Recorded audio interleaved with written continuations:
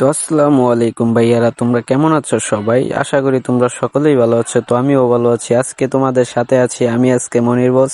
তো আজকে মূলত টপিকটা হচ্ছে যে আমি যে সব বিয়ার ম্যাচে হ্যাকার পরে ওই সব বিয়ার ম্যাচ থেকে আমি ব্যাগ দিয়ে বাইর হয়ে পড়ি। আর আজকে এরম কাণ্ড হয়েছে যে আমার সাথে হ্যাকার পড়ে গেছে। তো দেখো, যদি বিশ্বাস না হয় তো আমি তোমাদেরকে দেখাই। চলো বেশি পক পক না করে মূল ভিডিওতে যাওয়া যাক।